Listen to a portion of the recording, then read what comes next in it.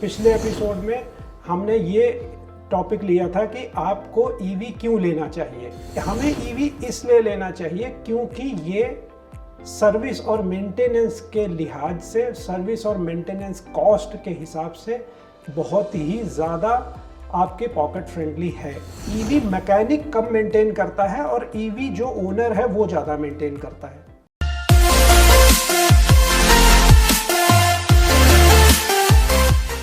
Hello दोस्तों, कैसे हैं आप? उम्मीद करता हूं आप सभी अच्छे होंगे। मैं एक बार फिर से आपका स्वागत करता हूं आपके अपने शो ईवी ज्ञान विद नीरज चौहान में। जैसा कि आप जानते हैं कि ये मेरा दूसरा एपिसोड है। मैं आपको पिछले एपिसोड की कुछ बातें याद करा देना चाहता हूं। पिछले एपिसोड में हमने ये टॉपिक लिया था कि आपको ईवी क्यों लेना चाहिए, और उस लेने के लिए आपके पास दो वजह जो सबसे पहले आती हैं वो मैंने पिछले एपिसोड में आपको बताई थी। वजह नंबर एक कि ईवी इकोनॉमिकल है बाइंग के हिसाब से, और दूसरा एनवायरनमेंट फ्रेंडली है। आज दोस्तों मैं इसके तीसरे एस्पेक्ट पे बातचीत करना चाहता हूँ, आपको थोड़ा बहुत जानकारी देना चाहता हूँ। मेरे को उम्मीद है कि पिछले दो बातों को आपने अच्छे से समझा होगा।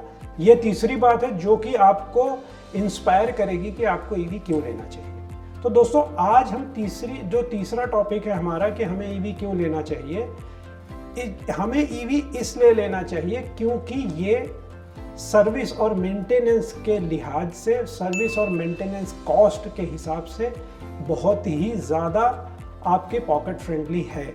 जैसा कि दोस्तों आप जानते हैं, एक पेट्रोल इंजन बाइक या स्कूटर में इंजन, क्लच, गियर, तीन चीज़ें होती हैं। इंजन ऑयल जरूर डलेगा और इंजन ऑयल का पीरियोडिक मेंटेनेंस चाहिए, पीरियोडिक चेंज चाहिए। क्लच प्लेट होती है, क्लच ऑयल होता है। गियर शिफ्टिंग के लिए गियर बॉक्स होता है, गियर ऑयल होता है। एयर फिल्टर होता है, ऑयल फिल्टर होता है। इतने सारे कंपोनेंट होते हैं जिनको किलोमीटर रन के हिसाब से पीरियोडिक मेंटेनेंस की ज़रूरत होती ही होती है। और अगर आपने ये पीरियोडिक मेंटेनेंस नहीं किया तो आपका व्हीकल चलने लायक नहीं रहता है। लेकिन दोस्तों अब आते हैं ईवी पे। ईवी को आप ये समझ लीजिए कि ईवी मैकेनिक कम मेंटेन करता है और ईवी जो ओनर है वो ज़्यादा मेंटेन करता है। ईवी ओनर कैसे मेंटेन करता है आप लोग पूछेंगे। सर, ईवी को मेंटेनेंस फ्री और सर्विस से फ्री रखने के लिए ओनर को ये ध्यान रखना पड़ता है कि जो जो निर्देश, जो इंस्ट्रक्शन ईवी को मेंटेन करने के लिए आपको डीलरशिप से मिले हैं, सिर्फ सिंपली उन्हें आपको फॉलो करना है। अब पेट्रोल इंजन के कॉन्ट्रारी ईवी में क्या क्या होता है।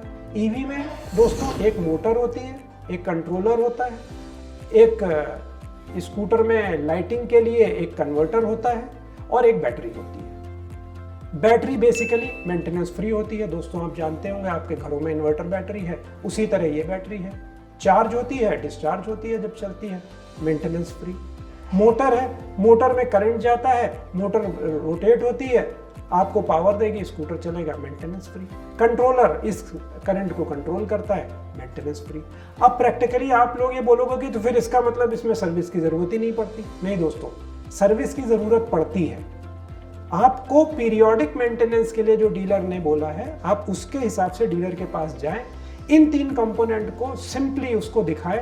उसके पास एक प्रोटोकॉल मैनुअल है, वो इनको मेंटेन करेगा, इनको टेस्ट करेगा, और आपकी सर्विस कॉस्ट जीरो। तो इसलिए दोस्तों मैं एक बार फिर से आप लोगों को बताना चाहता हूं कि ईवी का मेंटेनेंस और सर्विस का जो इकोनॉमिक्स है वो पेट्रोल इंजन के कंपैरिजन में ऑलमोस्ट जीरो है। तो ये दोस्तों आज का ज्ञान था। मेरे को उम्मीद है कि अब आप बाकी दो पीछे एपिसोड की दो बातें और इस एपिसोड की एक बात को कोरिलेट कर पाएंगे, और अब अपनी को ईवी खरीदने के लिए इंस्पायर कर पाएंगे। दोस्तों मेंटेनेंस से रिलेटेड बहुत सारी बातें हैं, ईवी मेंटेनेंस से रिलेटेड, जो कि आपको एक इस एपिसोड टॉक शो में मैं आपको पूरा नहीं बता सकता हूं। तो मैं दोस्तों आपसे वादा करता हूं कि अगले आने वाले एपिसोड में मैं ईवी मेंटेनेंस और सर्विस से रिलेटेड सारी बातों को डिटेल में आपके साथ चर्चा करूंगा। सो दोस्तों इसी के साथ मैं अपने इस एपिसोड को ख़त्म करता हूं। आप लोग खुश रहिए, स्वस्थ रहिए, अच्छे से ईवी खरीदने के बारे में सोचिए। अगले एपिसोड में मेंटेनेंस और सर्विस पे और बात करते हैं। मैं आपका होस्ट एंड दोस्त नीरज चौहान। शुक्रिया, नमस्ते, धन्यवाद।